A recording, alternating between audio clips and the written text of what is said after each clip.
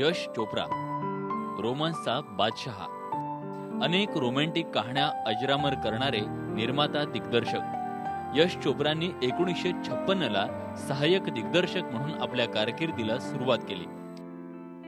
एक ही रास्ता हा त्यांचा पहिला चित्रपट. यानंतर 1959 साली धूल का फूल या चित्रपटाला त्यांनी पहिलं दिग्दर्शन केलं आणि मग रोमॅन्टिक सिनेमांचा सिलसिला चालूच राहिला. 1973 मध्ये यशराज फिल्म्सची स्थापना झाली आणि दाग, दीवार, त्रिशूल, कभी कभी, सिलसिला, मशाल, चांदनी असा यशाचा सिलसिला सुरूच राहिला. यशराज फिल्म्स म्हटलं की थिएटरमध्ये गर्दी होणारच.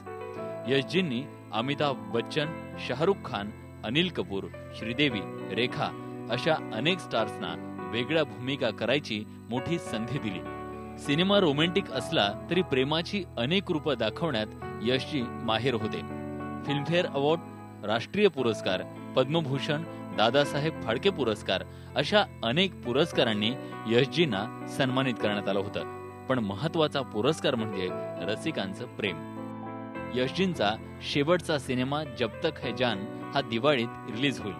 त्यावेळी पुन्हा एकदा प्रेमाचं अनोखं रूप पाहून डोळे नक्कीच पाणावतील आणि यशजींना हीच आदरांजली ठरेल. Bureau report, IBN Lokmat.